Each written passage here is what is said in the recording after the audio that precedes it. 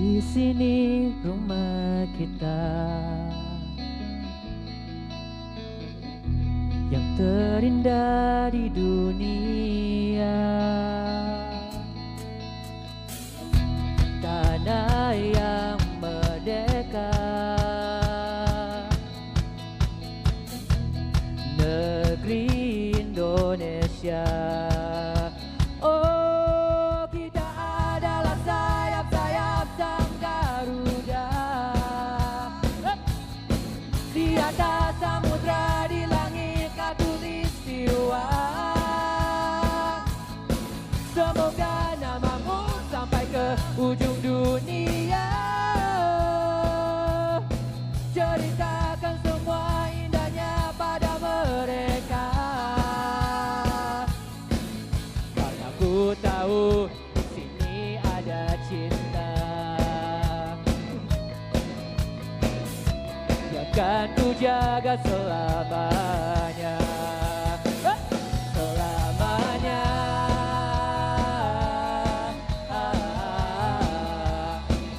Selamanya.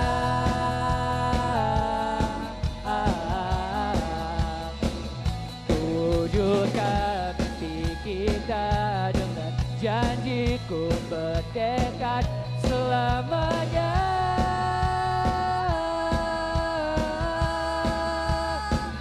Selamanya.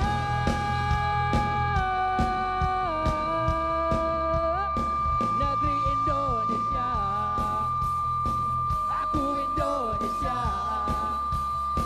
Negeri Indonesia, aku Indonesia. Negeri Indonesia,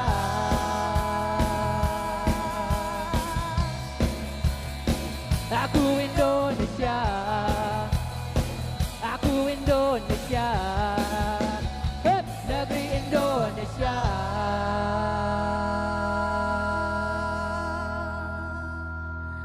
Baik, Sarwe Band Selamanya Indonesia. Wah, terima kasih sekali sudah membuka acara pada malam hari ini dengan sesuatu yang positif. Tetap semangat ya di akhir tahun 2021. Oke, thank you sudah membagikan rasa optimisme.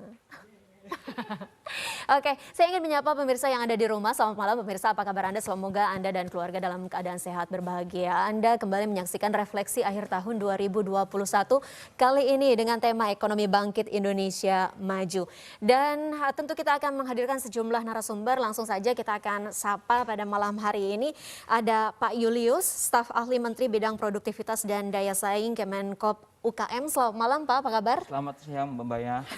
Kabar baik ya Pak? Baik, alhamdulillah. Alhamdulillah. Selain itu juga ada Pak Yos Rizal Damuri, Kepala Departemen Ekonomi CSIS. Selamat malam Pak Yos. Selamat malam Maya.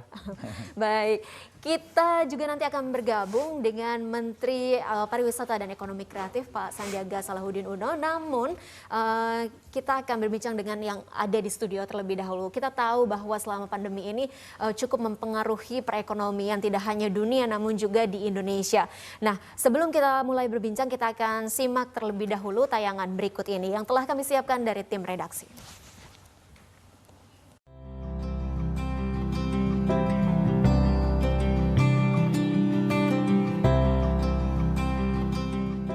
Pandemi COVID-19 seolah mengubah wajah perekonomian Indonesia dengan dampak yang cukup signifikan di berbagai sektor, tak terkecuali sektor ekonomi dan pariwisata Indonesia. Kita bersyukur bahwa pandemi telah terkendali saat ini. Berbagai kebijakan pemulihan ekonomi sudah berada di jalur yang tepat sehingga perekonomian Indonesia dapat tumbuh positif. Serangkaian program perlindungan sosial juga telah dilakukan pemerintah, antara lain Kartu Indonesia Pintar Perguruan Tinggi, Program Indonesia Pintar, Jaminan Kesehatan Nasional bagi penerima bantuan iuran, Program Keluarga Harapan, Bantuan Sosial Tunai, dan Kartu Sembako. Berbagai upaya pemerintah yang didukung oleh masyarakat dalam menangani pandemi COVID-19 dan mendorong pertumbuhan ekonomi nasional telah mulai menunjukkan hasil yang membaik. Sebagai salah satu sektor yang terdampak pandemi, sektor pariwisata dan ekonomi kreatif juga mendapat dukungan dari pemerintah untuk kembali pulih. Dukungan Pemulihan Ekonomi Nasional atau PEN untuk pariwisata dan ekonomi kreatif juga disalurkan melalui berbagai program, yakni Bangga Berwisata di Indonesia, Bangga Buatan Indonesia, dan Indonesia Care I Do Care di sektor perhotelan dan pariwisata. Badan Pusat Statistik mencatat, ekonomi Indonesia pada triwulan 3 tahun 2021 tumbuh 3,51% jika dibandingkan pada triwulan 3 tahun 2020. Dari sisi produksi, lapangan usaha, jasa kesehatan dan kegiatan sosial mengalami pertumbuhan tertinggi sebesar 14,06%. Keadaan ekonomi Indonesia tersebut masih lebih baik di tingkat regional maupun internasional. Kontraksi ekonomi di Indonesia masih relatif moderat dibandingkan dengan negara-negara anggota G20 dan ASEAN. Tercatat beberapa negara mengalami kontraksi yang lebih dalam dari Indonesia seperti Thailand dan Malaysia yang memiliki pertumbuhan negatif pada kuartal 3 dan 2. Di sektor pariwisata, data BPS mencatat jumlah kunjungan Wisman ke Indonesia pada bulan Oktober 2021 mencapai lebih dari 151.000 kunjungan. Jumlah ini mengalami kenaikan sebesar 21% jika dibandingkan dengan bulan September 2020. Meski pemulihan cukup terlihat, hal ini tentu harus dibarengi oleh kesadaran publik terkait pentingnya menjaga standar protokol kesehatan. Kesadaran untuk patuh, bahkan meningkatkan standar protokol kesehatan harus semakin kuat. Hal ini kemudian terinternalisasi dalam pola keseharian dan menjadi kebiasaan baru yang mengedepankan CHSE atau penerapan protokol kesehatan yang berbasis pada cleanliness atau kebersihan, health atau kesehatan, safety atau keamanan, dan environment sustainability atau kelestarian lingkungan. Kebiasaan ini harus tetap terjaga meskipun vaksin sudah diberikan secara lengkap demi meminimalisir penularan COVID-19. Publik berharap langkah-langkah positif tersebut akan menimbulkan suatu optimisme dan sinergi sehingga Indonesia sukses untuk menunjukkan pemulihan ekonomi dan penanganan COVID yang terkendali dan lebih baik di tahun mendatang.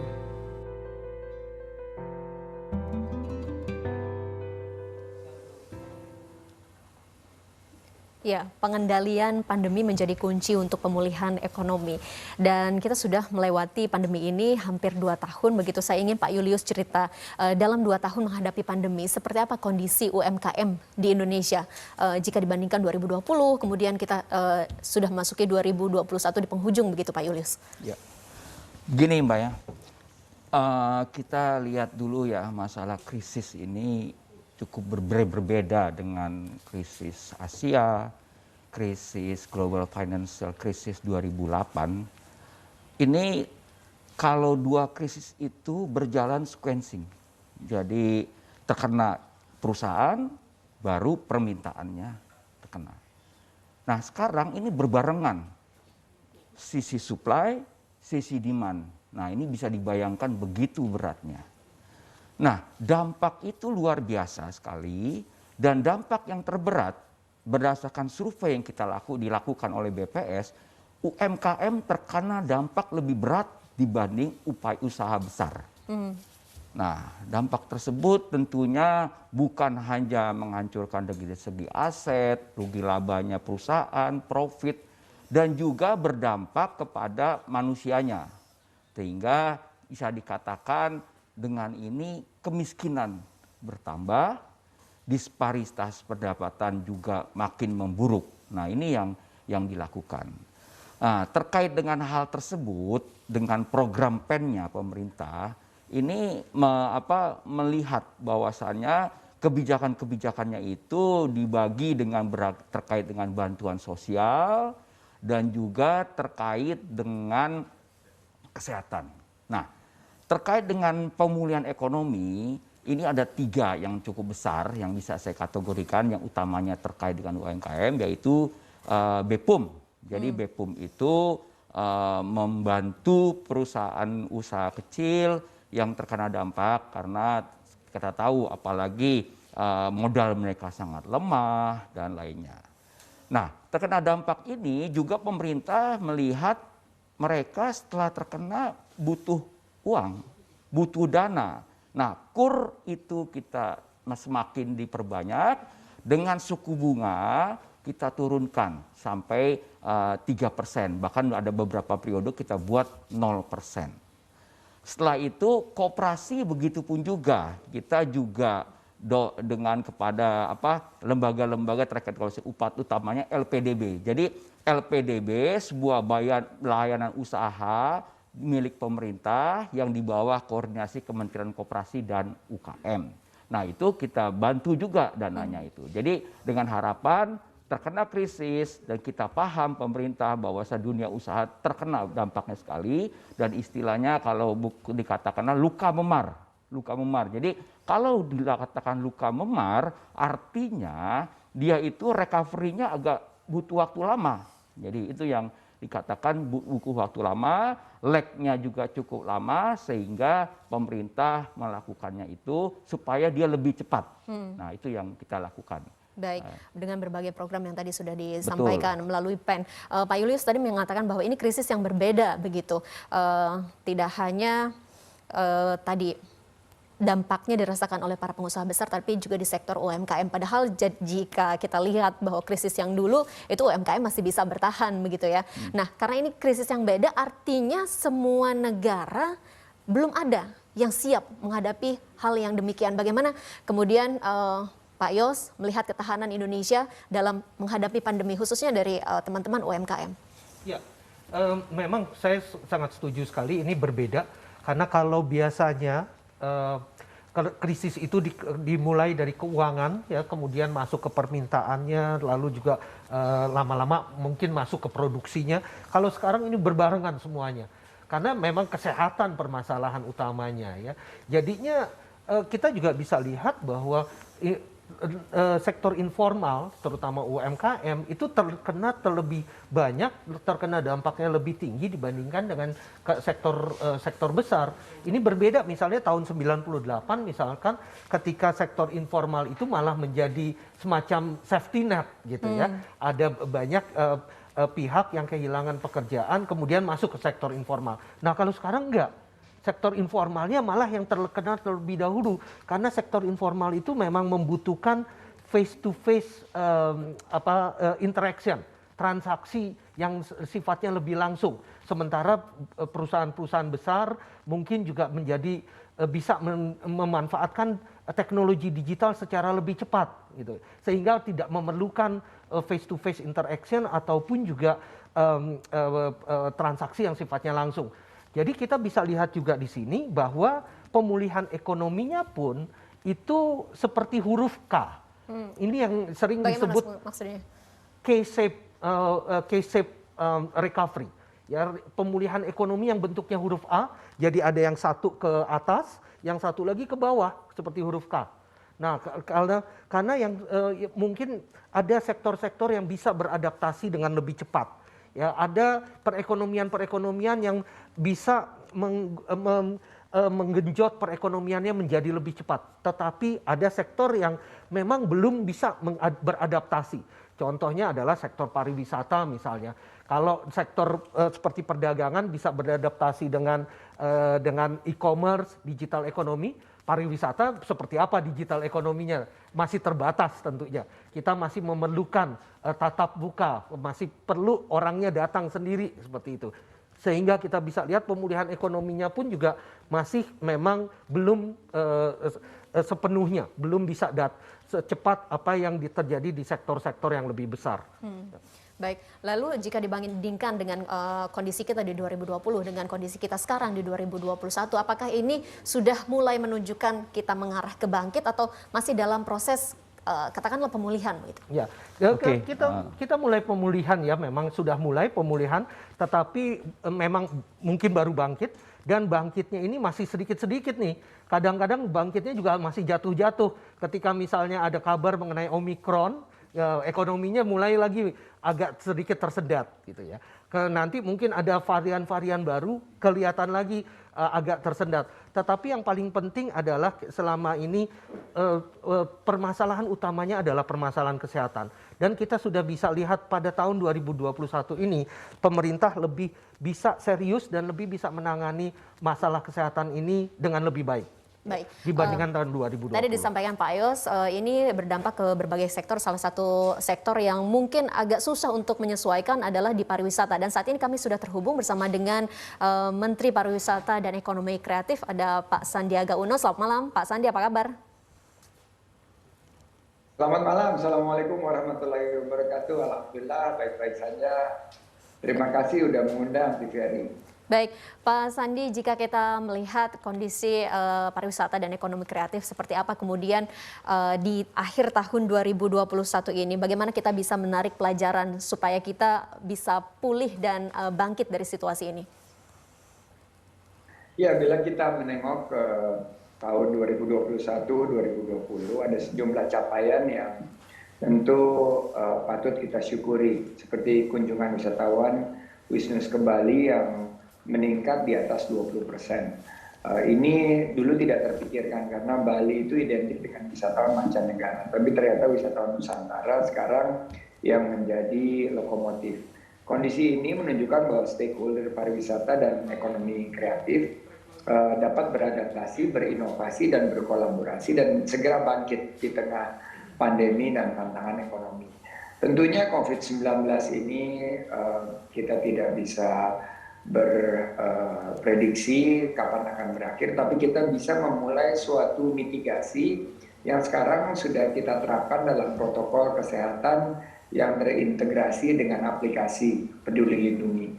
Sehingga kalau kita lihat UNWTO atau Badan Pariwisata Dunia menyatakan bahwa tahun 2023 baru akan segera bergerak atau pulih, Indonesia sendiri dengan penyiapan G20 di tahun 2022 dan beberapa event internasional, kita switching, kita pivot ke arah konsep pariwisata berkualitas dan berkelanjutan atau quality and sustainable tourism. Nah, ini mengubah dari tadinya kuantitas, angka yang dikejar adalah devisa miliaran dolar atau mungkin kunjungan jutaan wisatawan mancanegara. Sekarang kita melihat dari segi kualitasnya dan dari sun, sea, and sand, dari pasir, matahari, dan laut yang kita jual, kita ubah menjadi spirituality, serenity, and sustainability. Jadi tentang keheningan, tentang kita menjual spiritualitas, dan juga kita menanamkan keberlanjutan lingkungan. Yang ini lagi tidak fokus pada jumlah wisatawan mancanegara yang berjuta-juta itu, tapi kita fokus kepada apa yang kita miliki, yaitu wisatawan Nusantara yang berkualitas, dan nanti secara selektif melalui event-event internasional kita akan mengharapkan devisa yang lebih besar, lapangan kerja yang terbuka luas, dan ekonomi bangkit dari sektor pariwisata dan ekonomi kreatif. Baik, Pak Sandi, apa yang disiapkan program-programnya khususnya untuk para stakeholder pariwisata untuk tadi ini programnya berubah begitu, ada switching fokus begitu yang dilakukan oleh Kementerian Pariwisata dan Ekonomi Kreatif. Ya, kalau kita lihat 2020 kita memiliki program dana hibah pariwisata, dan setelah kita review bersama Ibu Menteri Keuangan dan jajaran, ternyata yang lebih diperlukan ini adalah bantuan yang langsung menyentuh kepada masyarakat yang membutuhkan. Oleh karena itu kita bertransformasi dengan menghadirkan solusi berupa program 3T, tepat manfaat, tepat sasaran, dan tepat waktu. 3T ini adalah melakukan satu program-program yang betul-betul dibutuhkan oleh pelaku pariwisata untuk kebangkitan ekonominya, seperti bantuan insentif pemerintah. Nah, bantuan insentif pemerintah ini kita berikan kepada hampir 800 pelaku usaha, dan kita juga baru saja menyelesaikan program pemulihan ekonomi nasional, yaitu bantuan pemerintah bagi usaha pariwisata kepada 550 usaha pariwisata. Dengan bantuan yang juga sangat spesifik kita luncurkan untuk subsektor film. kami meluncurkan 3 skema promosi, skema produksi, dan skema praproduksi ini berhasil memberikan bantuan kepada lebih dari 125 rumah produksi. Kita juga mendorong satu program stimulus Bangga Buatan Indonesia dengan memberikan stimulus dalam bentuk voucher di saat kita menyelenggarakan Hari Belanja Online Nasional. Nah, ini mendorong pembelian produk-produk kreatif kita. Nah, program-program yang saya sampaikan ini langsung menyentuh kepada masyarakat yang membutuhkan secara tegas dan lugas. Kita hadir, dan prinsip kita adalah 3G. 3G ini adalah G pertama adalah gercep, gerak cepat. G yang kedua adalah geber, gerak bersama, kita nggak bisa kerja sendiri. Dan G yang ketiga adalah gaspol, garap semua potensi online untuk ciptakan lapangan kerja, karena kami yakin bahwa ekonomi kita akan bangkit di 2022. Kita butuh ide-ide baru yang inovatif, dan kita harus mampu hadir secara tegas dengan anggaran yang betul-betul bisa mencapai satu dampak yang maksimal untuk kebangkitan ekonomi kita. Baik, tadi ada 3G, gercep, geber, dan juga gaspol yang disiapkan oleh Kementerian Parekraf. Lalu dengan langkah lain yang ingin dilakukan oleh Kementerian Parekraf, salah satunya adalah misalkan meningkatkan kepercayaan dari wisatawan mancanegara. Apa yang kemudian dilakukan, walaupun tadi tidak hanya lagi fokus ke tingkat kunjungan wisatawan mancanegara, tapi lebih fokus ke wisatawan Nusantara? Ya, kami mendorong satu protokol kesehatan yang kita sebut sebagai CHSE, Cleanliness, Health, Safety, dan Environmental Sustainability, yang terintegrasi dengan aplikasi Peduli Lindungi. Nah, kami melihat bahwa ini adalah gold standard, sebuah standar yang sekarang kita tingkatkan bukan hanya disertifikasi oleh Kementerian Parekraf, tapi sudah dalam bentuk Standar Nasional Indonesia atau SNI CHSE. Nah, dengan SNI CHSE ini sesuai dengan arahan dari Bapak Presiden bahwa kita harus mampu untuk melakukan adaptasi di mana kegiatan ini tetap bisa dilakukan, menghasilkan geliat ekonomi yang membuka lapangan kerja, tapi tidak memicu penularan kasus COVID baru. Jadi ini yang sedang kita lakukan, dan alhamdulillah angka COVID sekarang terkendali dan melandai, ekonomi sudah menggeliat kembali, dan kami juga mendorong bantuan bagi program-program vaksinasi. Jadi sudah lebih dari 712.000 lebih rakyat Indonesia di sektor parekraf yang kami fasilitasi untuk vaksinasi, dan ternyata ini juga kita barengi dengan bantuan, baik bantuan sembako maupun bantuan lainnya. Dan ini mendapatkan ya kalau bisa dilihat masyarakat menerimanya dengan penuh antusiasme dan memberikan sinyal bagi kebangkitan ekonomi kita. Baik, ada sinyal kebangkitan ekonomi yang diterima oleh Kementerian Parekraf untuk 2022 sendiri. Tadi disampaikan di awal kita akan menyambut KTT G20 begitu. Apa kemudian peluang yang dilihat oleh Kementerian Parekraf? Apa saja yang akan dan telah disiapkan? Ya, lebih dari 150 meeting resmi atau rapat-rapat resmi akan hadir di Indonesia seiring dengan G20, tapi kami juga menyiapkan mungkin lebih dari 200 kegiatan tambahan atau side events. Dan ini akan menyentuh bukan hanya di Bali, tapi di 5 destinasi super prioritas yang ada di belakang saya.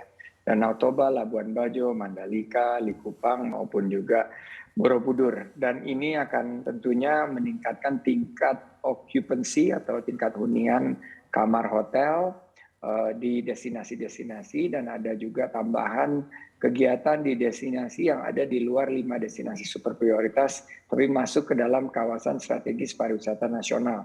Nah, event-event ini menariknya karena dikemas dalam bentuk MICE, Meeting Incentive, Conventions and Exhibitions, memberikan dampak yang sangat luas, baik dari segi media coverage maupun kualitas dari event itu sendiri. dan lama tinggal daripada pengunjung atau wisatawan itu jauh lebih lama, dan juga quality of spending atau jumlah belanja yang mereka keluarkan. Ini mulai dari produk ekonomi kreatif seperti kuliner, kriya, dan fashion sampai ke produk-produk aplikasi, gaming, televisi, radio, animasi. Ini akan terus meningkat seiring dengan kegiatan-kegiatan. Di samping G20, kami juga menyusun ada World Tourism Day atau Hari Pariwisata Dunia yang alhamdulillah Indonesia sekarang mendapat kepercayaan. Di bulan September ada juga World Conference on Creative Economy, juga kita bisa ambil dari Dubai, tahun depan akan diselenggarakan di Indonesia. Dan ini akan setiap acara membuka antara 5.000 sampai 6.000 delegasi. Berarti ini akan menjadi semangat baru, kegiatan-kegiatan yang berkualitas, dan nanti pada puncaknya di bulan Oktober kita siapkan juga beberapa kegiatan setelah itu atau post event. Dan jangan lupa bulan Maret akan ada MotoGP. Baik. MotoGP ini boleh dibilang sebuah kegiatan yang dilihat oleh 600 juta pasang mata di seluruh dunia. Jadi Indonesia memiliki peluang yang sangat besar untuk segera bangkit dan kita buka peluang usaha dan lapangan kerja buat masyarakat luas. Baik, banyak event internasional yang bergengsi yang akan kita hadapi di tahun 2022. Tadi ada destinasi super prioritas yang disiapkan. Lalu Pak Sandi, bagaimana dengan destinasi yang non prioritas? Jangan sampai teman-teman ini merasa ditinggalkan begitu. Apa yang dilakukan oleh Kemenparekraf? Ya, tepat sekali. Jadi selain daripada destinasi super prioritas yang diberikan mandat kepada kami juga melakukan ada 3 program yang ternyata mendapat sambutan baik, yaitu desa wisata yang menyentuh lebih dari 1.800 desa wisata di 34 provinsi dan hampir rata di 514 kabupaten kota. Nah, kami mendorong desa wisata ini sebagai destinasi berkelas dunia, berkelanjutan, dan berdaya saing. Kita juga memiliki program Kata Kreatif, yaitu kabupaten dan kota kreatif, yang juga mendorong produk-produk pariwisata dan ekonomi kreatif di masing-masing kabupaten dan kota. Kami juga baru saja selesai roadshow di 16 subsektor ekonomi kreatif yang menjangkau dalam konsep apresiasi kreasi Indonesia di 16 kota besar Indonesia. Berarti semua tersentuh dengan kegiatan kita, dan saya sangat bersyukur bahwa ternyata di tengah begitu banyak tekanan ekonomi yang dirasakan masyarakat, ada peluang-peluang baru, ada ide-ide baru, dan sebagai mantan pebisnis, saya menangkap ini sebagai salah satu inovasi dan peluang yang bisa diambil oleh para UMKM. Dan generasi muda lah sekarang menjadi lokomotifnya, karena kalau saya lihat entrepreneur baru ini anak-anak muda dengan pendekatan digital ekonomi dan juga berjualan secara online dan akhirnya mampu menciptakan penghasilan tambahan. Terima kasih TVRI. Terima kasih Pak Sandiaga Uno telah bergabung bersama kami di Televisi Republik Indonesia. Pemirsa, kita akan lanjutkan perbincangan kita dengan narasumber yang berada di studio, dan juga kita akan bergabung bersama dengan Menteri Keuangan Republik Indonesia usai jeda yang satu ini.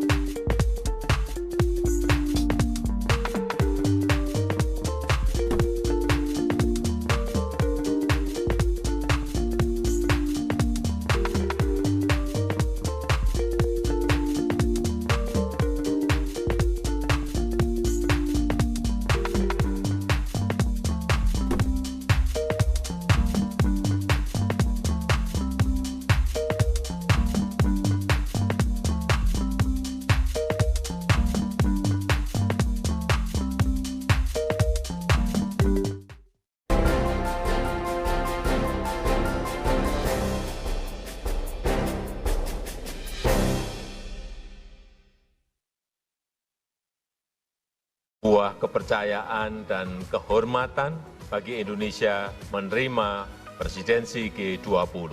Indonesia berupaya keras untuk menghasilkan inisiatif konkret untuk mendorong pemulihan situasi global. Recover together, recover stronger. Presidensi G20 mendatang merupakan amanat bangsa kita, sekaligus kepercayaan internasional yang harus kita jalankan secara bersama-sama. Gerak, keluar Mas. Mas. Tarjo merupakan pewaris losmen milik Bu Broto.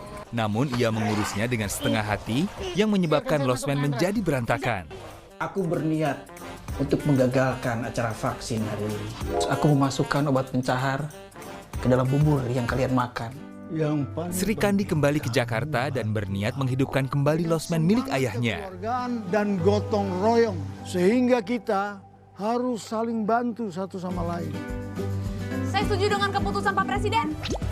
Namun konflik dan tantangan selalu muncul. Mas gak boleh makan makananku kalau Mas gak mau main basket. Mampukah Sri Kandi menghidupkan kembali losmennya? Losmen dibuka. Saksikan Guest House Losmen Reborn Season 2 setiap Jumat pukul 9.30 dan pukul 20 waktu Indonesia Barat. Sebuah kepercayaan dan kehormatan bagi Indonesia menerima presidensi G20. Indonesia berupaya keras untuk menghasilkan inisiatif konkret untuk mendorong pemulihan situasi global. Recover together, recover stronger. Presidensi G20 mendatang merupakan amanat bangsa kita, sekaligus kepercayaan internasional yang harus kita jalankan secara bersama-sama.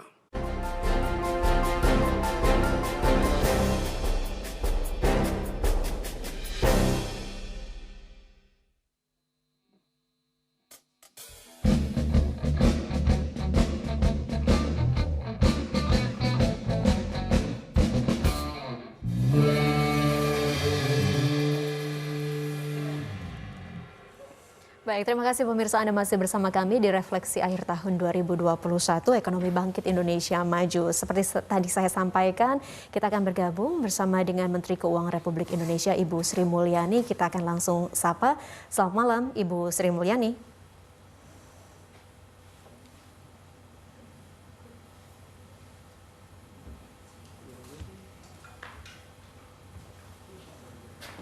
Baik, selamat malam Bu Menteri.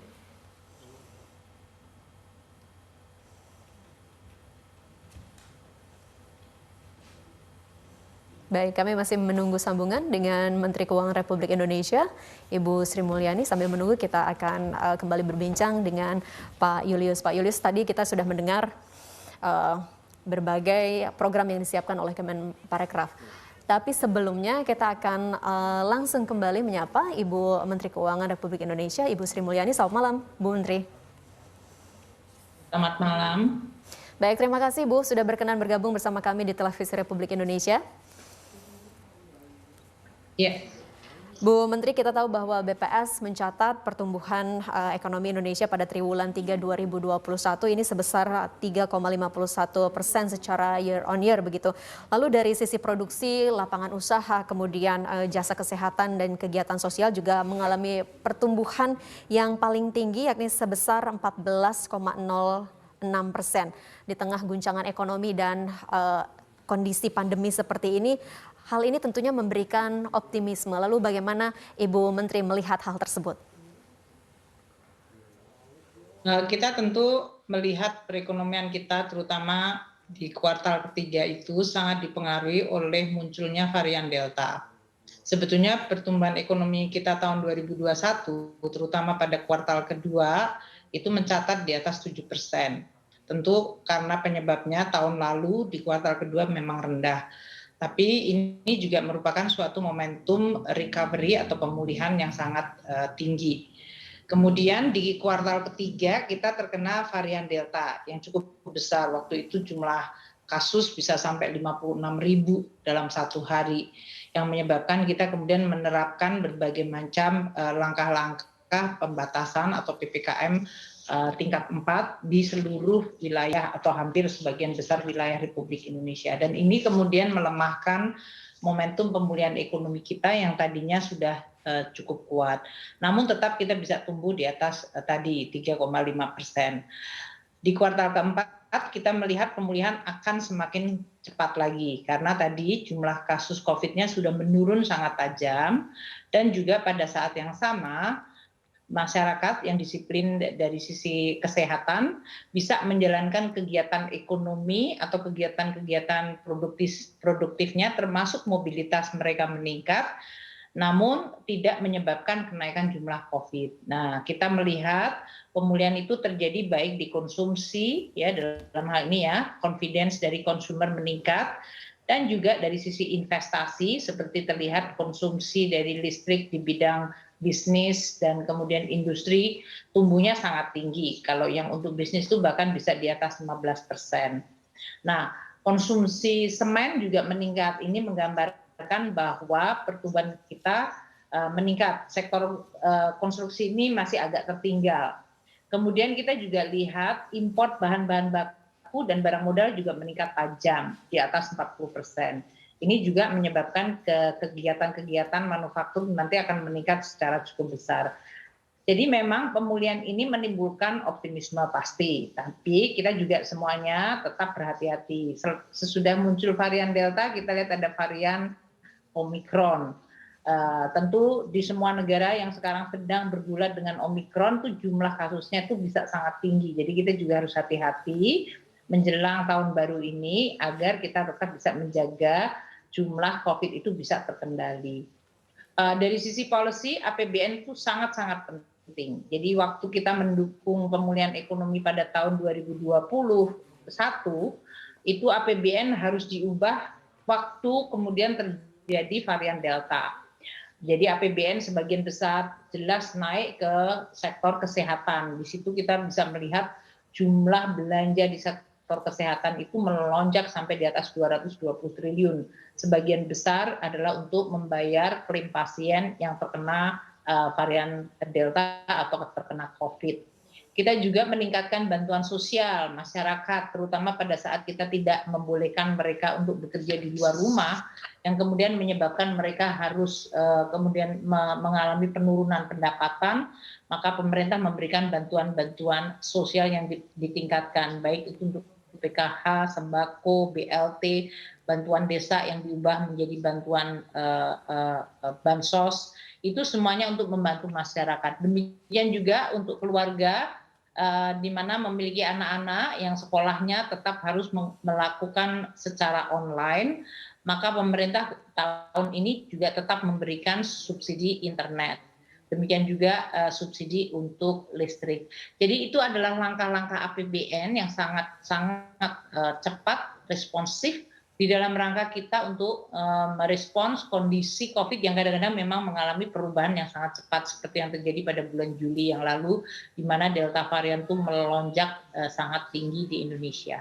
Baik, kita sudah selesai dengan varian Delta, kemudian saat ini kita menghadapi varian Omikron. Apakah juga ini akan mempengaruhi postur keuangan negara, Bu Menteri? Untuk tahun ini kita melihat selain berbagai belanja yang kita pindahkan atau refocusing kepada hal-hal yang memang jauh lebih signifikan atau lebih penting ya, seperti kesehatan, bantuan sosial, dan juga bantuan untuk UMKM. Namun kita juga melihat tadi pemulihan ekonomi sudah berjalan cukup cepat. Dan ini menyebabkan penerimaan kita meningkat cukup tajam. Pendapatan negara kita tumbuh 19%. Bahkan kalau kita lihat bea dan cukai itu bisa tumbuh di atas 25%. Penerimaan negara bukan pajak meningkat di atas 26%.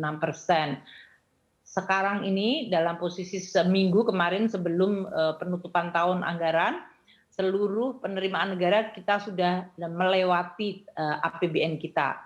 Jadi ini artinya penerimaan negara akan sangat tinggi. Belanjanya tetap kita fokuskan kepada hal-hal yang sangat penting tadi, sehingga kita juga tetap bisa menjaga jumlahnya maupun dari sisi fokusnya.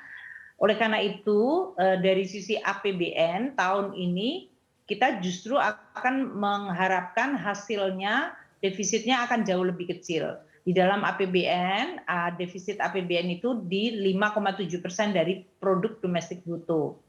Dan itu nilainya lebih dari 1.600 triliun. Sekarang kita turunkan menjadi 5%, sekitar mungkin 5% nanti dalam 1-2 hari ke depan kita akan melihat angka finalnya. Dan itu berarti jumlah defisitnya menurun tajam. Bahkan kalau kita lihat dari sisi jumlah surat utang yang seharusnya kita keluarkan tahun ini bisa menurun lebih dari 300 triliun. Ini menggambarkan bahwa APBN kita semakin sehat. Tentu kita tidak boleh terlalu terburu-buru karena pemulihan ekonomi kita masih sangat awal, masih sangat dini. Jadi kita juga harus hati-hati untuk supaya APBN tetap memberikan dukungan terhadap pemulihan ekonomi. Baik, Bu Menteri tadi soal sempat menyinggung soal defisit APBN untuk 2021. Lalu seperti apa desain yang dilakukan, desain keuangan negara untuk tadi memulihkan perekonomian? Desain keuangan negara seperti yang tadi saya sampaikan, jadi defisit satu hal yaitu kita ini sekarang dalam 3 tahun ya, semenjak tahun 2020, 2021, dan 2022 mendesain APBN-nya dengan landasan Undang-Undang Nomor 2 Tahun 2020, yaitu Perpu, yang tadinya Perpu kemudian menjadi undang-undang, di mana kita dibolehkan untuk defisitnya di atas 3% karena kondisi ekonomi yang terpukul sangat-sangat telak dan tajam karena COVID. Karena pertumbuhan ekonomi kita bahkan mengalami kontraksi tahun lalu. Dan tahun ini diharapkan sudah bisa pulih kembali, namun belum sampai di atas 5%.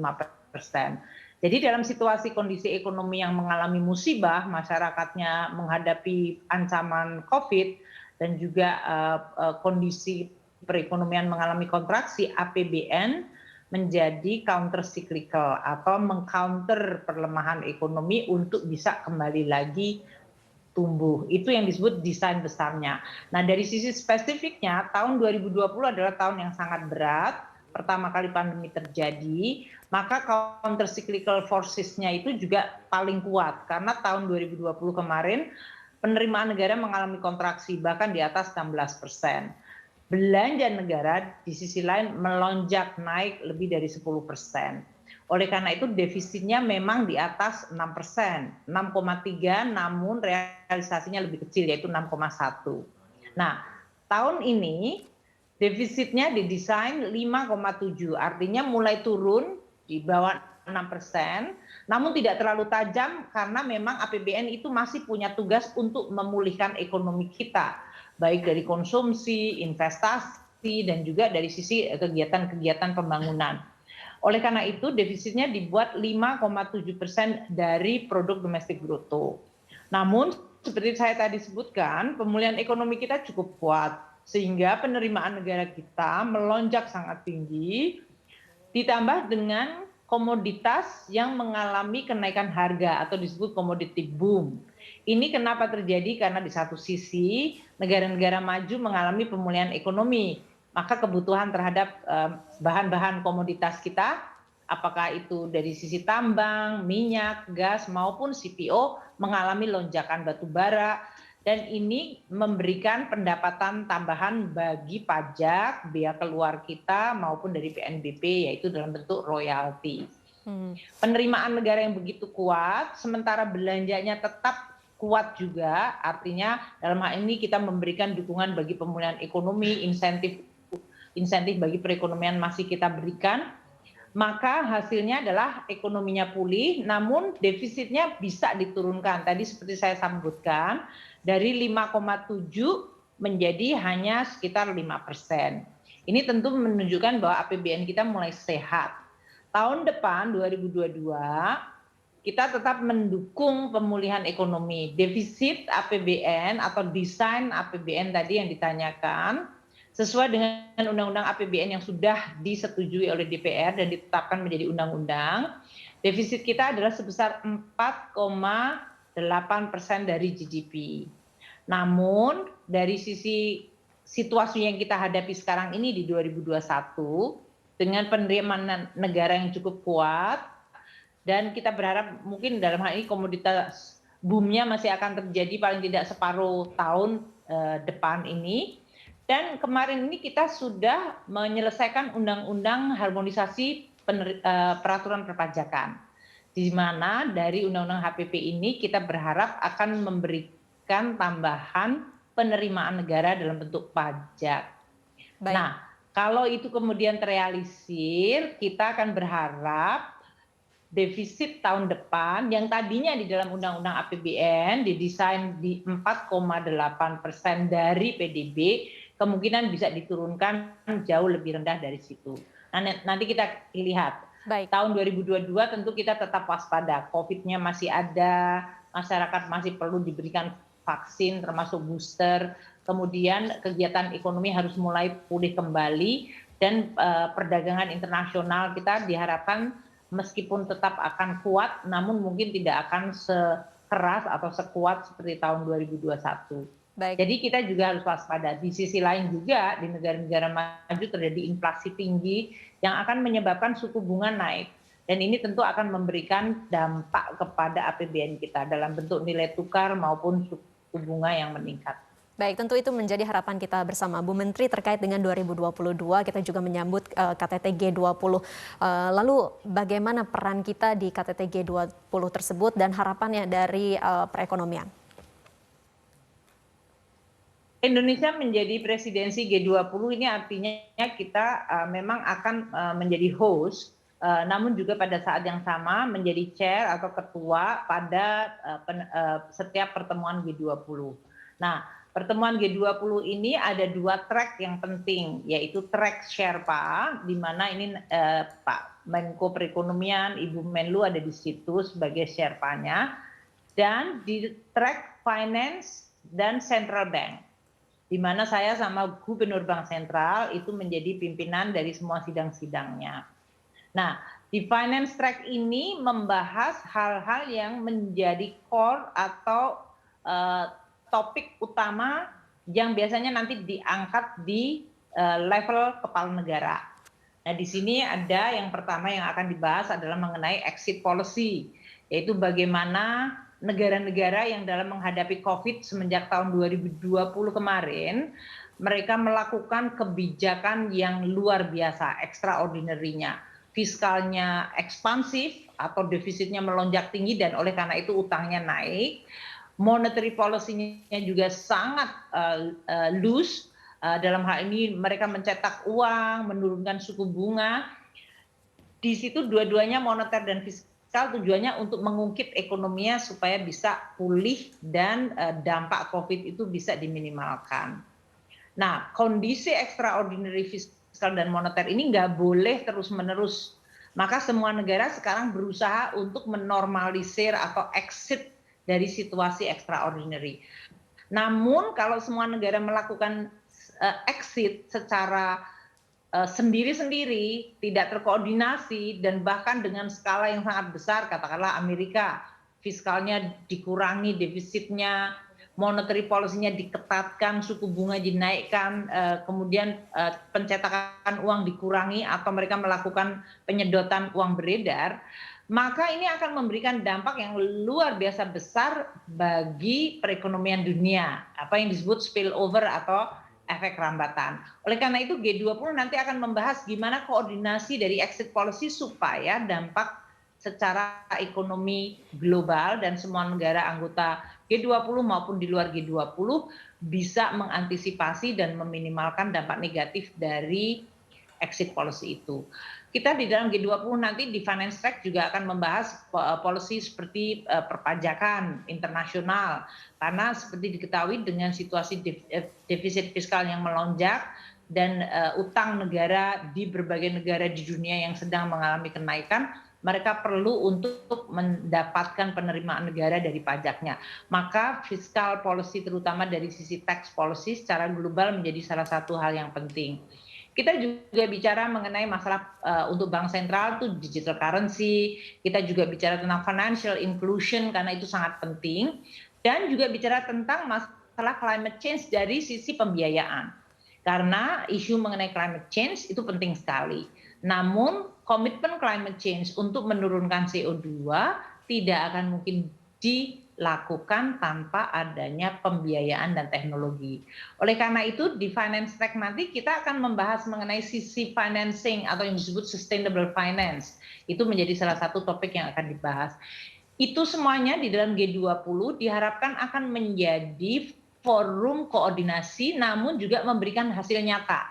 Nah, kalau teman-teman di Indonesia biasanya nanyanya hasil nyatanya itu kita akan dapat berapa dari G20, sepertinya dapat duit gitu ya.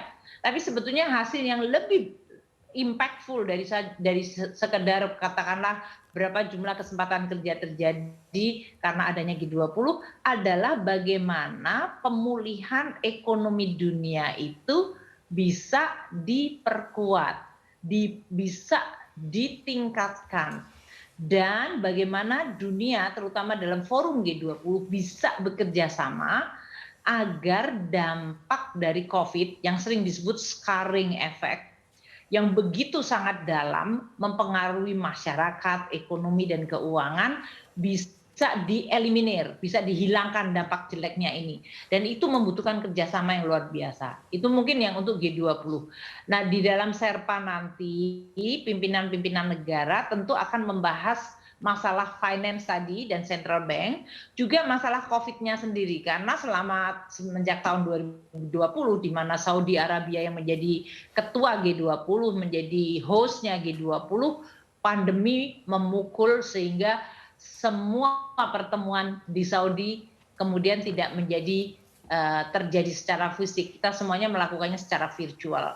Saya sempat datang sekali di Saudi pada bulan Februari sebelum COVID dinyatakan sebagai pandemi.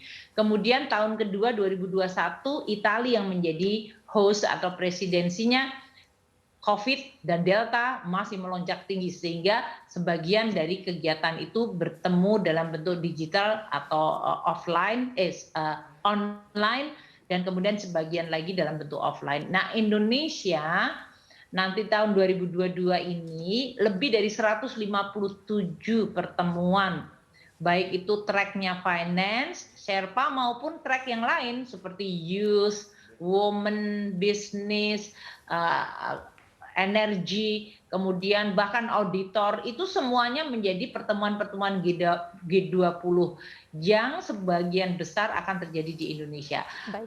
Kita berharap COVID-nya tetap bisa kita kontrol, sehingga sebagian besar dari pertemuan akan dalam bentuk fisik. Itu artinya apa? Ya, beberapa kota yang akan menjadi tuan rumah akan mendapatkan dampak positifnya, yaitu hotel-hotel penuh, kemudian mereka mungkin akan tinggal lebih lama, dan kegiatan-kegiatan ekonomi lokalnya bisa akan ditingkatkan. Baik, tentu kita berharap Indonesia dalam keketuaan di G20 bisa mengarahkan kepada hasil-hasil konkret seperti tadi yang dijabarkan oleh Ibu Menteri. Terima kasih Ibu Sri Mulyani telah bergabung bersama kami. Selamat malam Ibu. Baik, selamat malam. Baik. Bapak-bapak tadi banyak sekali yang dibahas oleh Bu Menteri.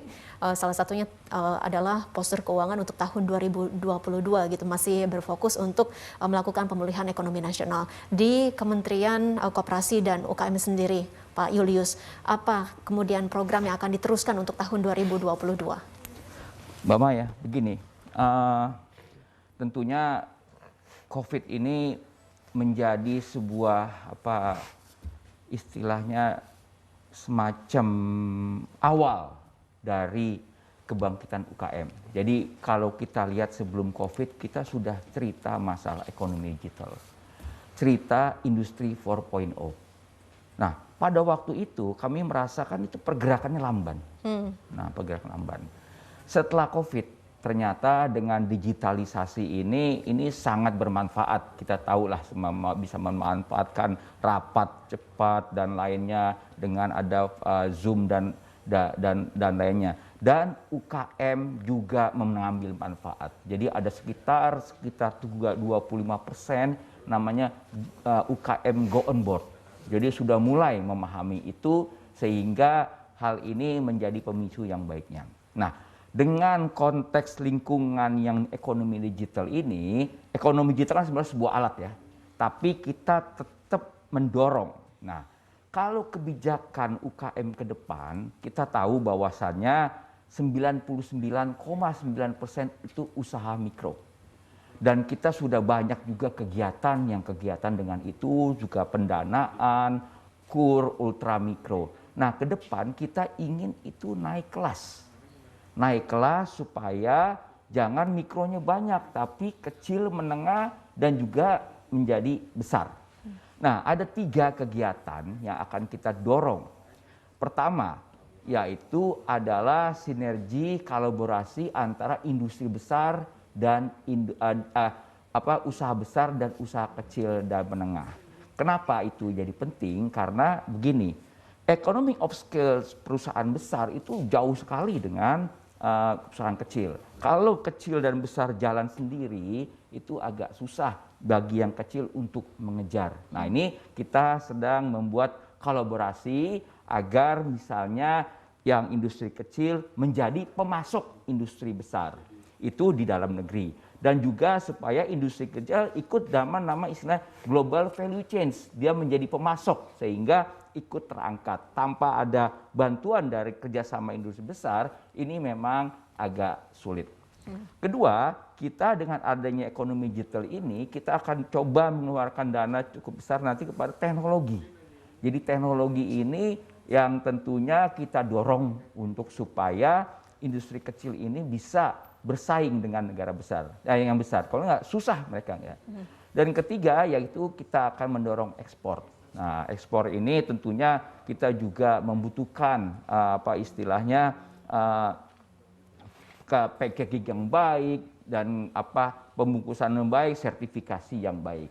Nah, dari ketiga hal tersebut kita juga sedang menyiapkan bagaimana financing untuk mendorong itu. Baik. Financing untuk kayak kecil itu sudah cukup banyak ya. Yang besar ini kita akan dorong supaya 3 hal tersebut dan juga didorong dengan bagaimana mendorong kewirausahaan dan startup. Nah, startup ini juga kita tahu bahwasannya dia akan menjadi mendorong kewirausahaan supaya kita menjadi lebih maju. Baik. Jadi itu ya. 3 hal yang disiapkan nanti untuk tahun 2022 harapannya tadi ada kenaikan kelas dari para pelaku usaha. Pak Yos, jika kita melihat strategi yang sudah dilakukan oleh pemerintah dalam hal pemulihan ekonomi nasional 2021, apa yang perlu dilanjutkan lagi untuk 2022? Ya, saya pikir seperti tadi Ibu Menteri juga sudah sebutkan ya, bahwa pemulihan ekonomi ini mungkin masih perlu untuk didorong, dibantu, disupport oleh fiskal. Tetapi kita juga harus ingat bahwa kondisinya mungkin tidak semudah itu. Tidak semudah kita mau bisa lagi memberikan support fiskal yang besar seperti tahun kemarin atau tahun ini. Maaf. Jadi contohnya adalah adanya kemungkinan inflasi yang meningkat. Sekarang saja kita sudah melihat bahwa beberapa barang-barang makanan misalnya inflasinya sudah meningkat. Ya. Belum lagi di tingkatan global itu juga inflasi sebenarnya sudah sangat tinggi. Dan ini mengancam adanya kebijakan-kebijakan yang seperti Bu Menteri tadi juga katakan, exit strategi yang serampangan gitu ya. Yang akibatnya bisa memporak-porandakan perekonomian dunia termasuk juga Indonesia. Karena selama ini kita sebenarnya masih beruntung nih. Jadi kalau kita biasanya melihat ada untungnya juga ya. Selama krisis ini walaupun krisis ekonomi terjadi, tetapi sebenarnya sektor keuangan kita masih kuat. Krisis keuangan tidak terjadi, baik pada tingkatan dunia maupun juga pada tingkatan perekonomian Indonesia. Kecil sekali dampaknya terhadap keuangan. Tetapi kalau seperti tadi sudah dikatakan, misalnya The Fed meningkatkan suku bunganya, ya, kemudian juga pemulihan ekonomi ini belum berjalan dengan baik, permintaan terjadi terlalu tinggi, inflasinya juga terlalu tinggi dibandingkan dengan supply-nya. Nah, ini semua bisa merembet kepada sektor keuangan yang akhirnya kita punya krisis jilid kedua yang mungkin akan mengancam juga prospek pemulihan ekonomi kita. Jadi ini perlu kehati-hatian, benar-benar malah di sini kelihatannya kehati-hatian itu menjadi penting. Di satu sisi kita masih membutuhkan support fiskal, Tetapi di satu sisi lain kondisi keuangannya, kondisi sektor keuangan mungkin sudah berubah dibandingkan dengan tahun 2021 ini. Baik, tadi ekspor polisi perlu dipersiapkan. Apakah nanti pertemuan G20 kemudian bisa mengantisipasi krisis jilid 2 tersebut? Saya ingin Pak Yos menjawabnya nanti usai tampilan berikut ini, saudara, komentar warga terkait dengan perekonomian Indonesia.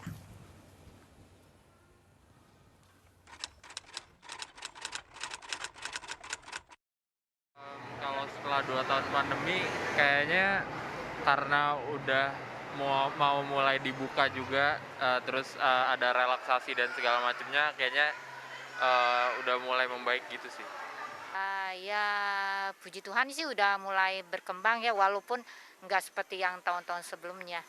Sekarang sih lebih ada kemajuan ya, karena juga PPKM sudah mulai bertahap, mulai renggang gitu, udah nggak seketat dulu, jadi ekonominya juga sudah mulai membaik untuk sekarang, gitu sih. Menurut aku sih, personally ya, itu udah semakin membaik ya. Dengan apalagi sekarang kan katanya PPKM yang buat Nataru itu sudah diangkat ya. Jadi aku rasa udah makin membaik sih, perekonomian juga. Kita bisa lihat ya, maksudnya udah tambah rame di jalanan juga ya. So kayaknya udah lebih baik. Untuk sekarang sih yang aku lihat ini belum begitu pulih banget ya. Karena masih banyak seperti misalnya kayak waktu itu pengurangan pegawai seperti itu, masih banyak yang belum mendapat pekerjaan kayak gitu.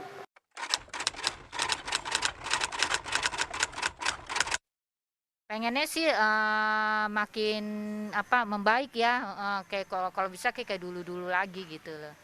Semoga untuk pandemi ini cepat berakhir dan semoga ekonomi yang di Indonesia ini ya pulih kembali.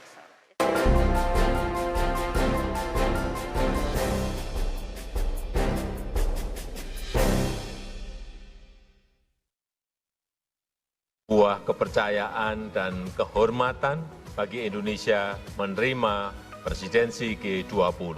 Indonesia berupaya keras untuk menghasilkan inisiatif konkret untuk mendorong pemulihan situasi global. Recover together, recover stronger. Presidensi G20 mendatang merupakan amanat bangsa kita, sekaligus kepercayaan internasional yang harus kita jalankan secara bersama-sama.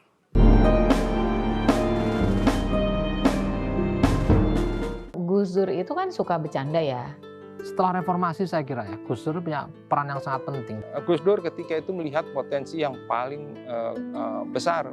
Menjadi organisasi yang lebih terbuka. Dia menyintai orang lain. Sebuah kepercayaan dan kehormatan bagi Indonesia menerima presidensi G20. Indonesia berupaya keras untuk menghasilkan inisiatif konkret untuk mendorong pemulihan situasi global. Recover together, recover stronger. Presidensi G20 mendatang merupakan amanat bangsa kita, sekaligus kepercayaan internasional yang harus kita jalankan secara bersama-sama. Sejumlah peristiwa mewarnai perjalanan panjang kehidupan bangsa Indonesia sepanjang 2021. Rangkuman kejadian sepanjang tahun kami hadirkan dalam Kaleidoskop 2021. 26 sampai 30 Desember 2021, pukul 20.30 waktu Indonesia Barat.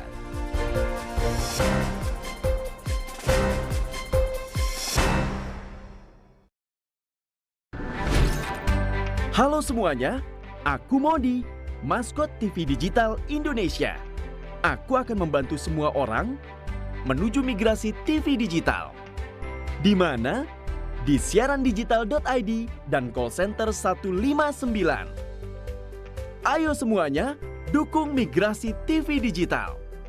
Bersih gambarnya, jernih suaranya, dan canggih teknologinya.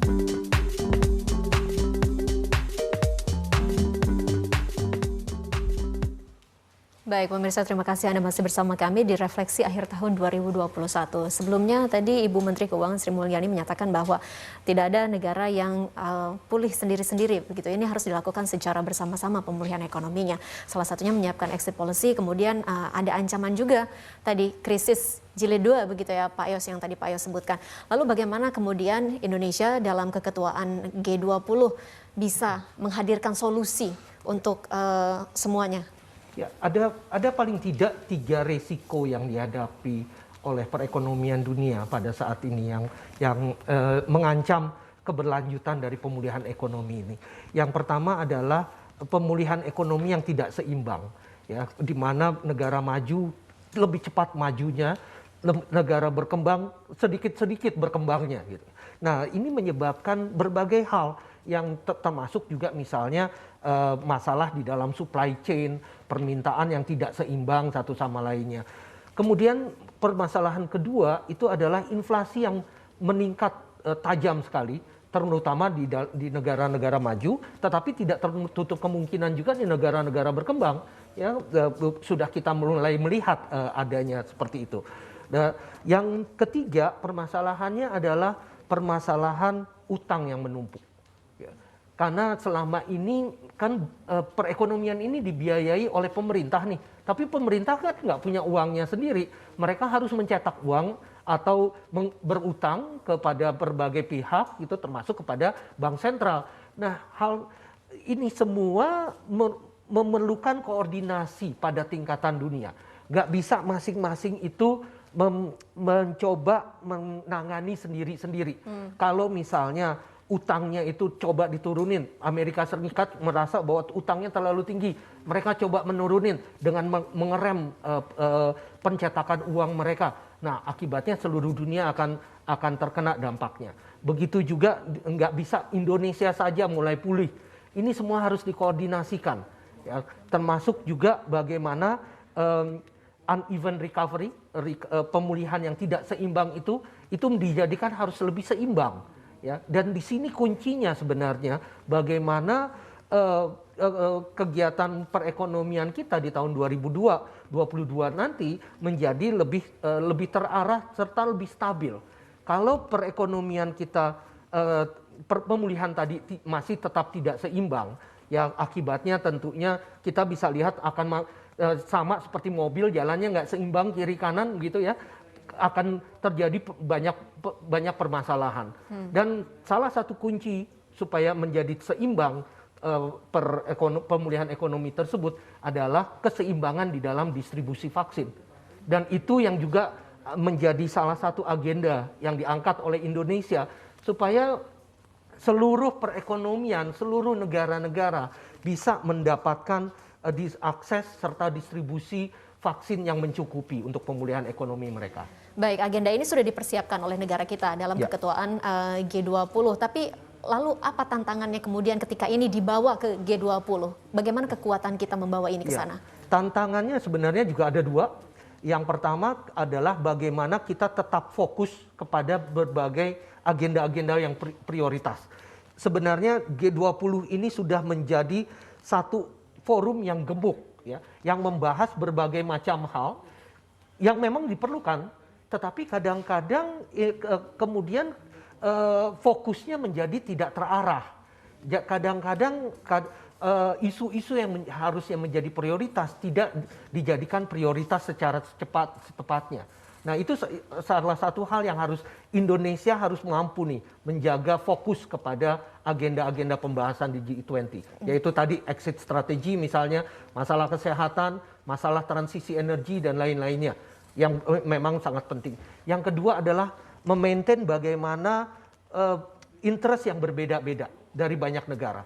Kita tahu bahwa di dalam G20 ini ada yang namanya G7, negara-negara maju, yang juga menentukan sebenarnya agenda perekonomian dunia seperti apa. Baik. Dan mereka yang kemudian sebenarnya punya kemampuan untuk menyetir agenda perekonomian tersebut. Baik. Nah, oleh karena itu Indonesia harus bisa menjembatani antara kepentingan negara berkembang di satu sisi dengan negara maju di sisi Itu 2 lain. hal yang perlu diantisipasi oleh Indonesia.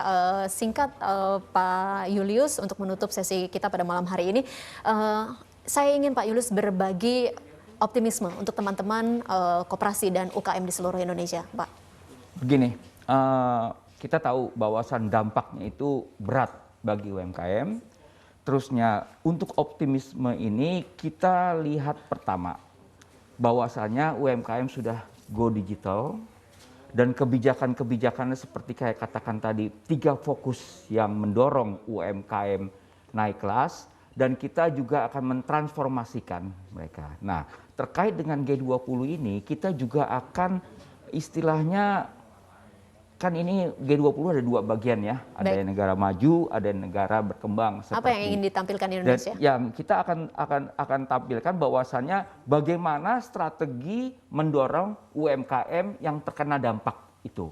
Nah, tentunya strategi-strategi apa? Misalnya peningkatan SDM-nya, bagaimana financing-nya, bagaimana supaya lebih membuka UMKM mudah untuk melakukan ekspor, ikut dalam global value chain. Nah, itu yang paling strategi yang kita usung. Nah, dan tentunya kalau strategi ekspor global value chain selain itu bermanfaat untuk kita, mereka juga mendapatkan keuntungan. Nah, strategi domestiknya yaitu kita sudah punya namanya 2 kebijakan yang meningkatkan SDM, yaitu kebijakan vokasi yang nanti akan keluar perpresnya mendorong vokasi di segala bidang termasuk UMKM. Kita juga punya program Kartu Prakerja. Nah, program Kartu Prakerja ini menjadi flagship dari Pak Presiden yang akan kita tunjukkan bahwasannya Indonesia bisa loh membuat kebijakan dari end to end untuk mendorong peningkatan SDM. Dan ini nanti peningkatan SDM ini kita fokuskan kepada UMKM yang terdampak tersebut sehingga produktivitas mereka menaik. Dan ini bisa akhirnya kita bisa bermain dalam pasar internasional. Ini yang kita dorong dan itu keoptimisan ini saya pikir cukup berarti karena begini, setelah dampak 2021 ini ternyata walaupun UMKM yang paling terkena dampak, recovery mereka lebih cepat. Survei yang kita lakukan ternyata ada yang terkena dampak sekitar masih berat 30%, 20%, dan survei yang kita lakukan dengan UNDP antara Menteri Koperasi dan UKM, tidak ada UMKM itu kapok berbisnis.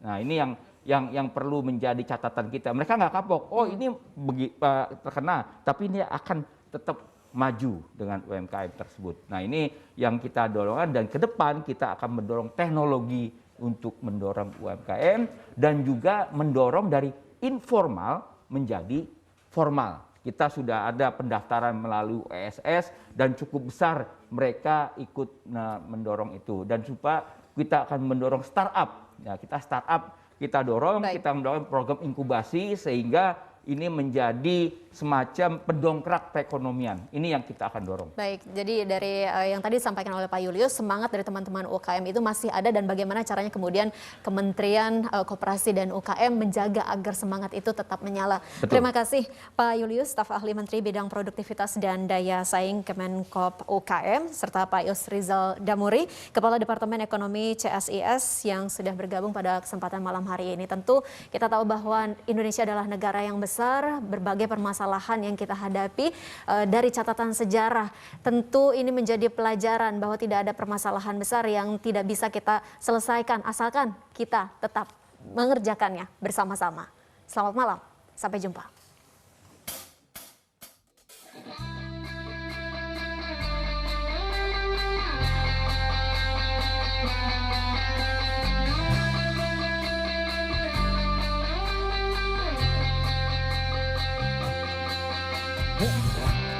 Aku ingin kamu bisa menghadapi segalanya. Memang berat dan tak mudah, tapi kami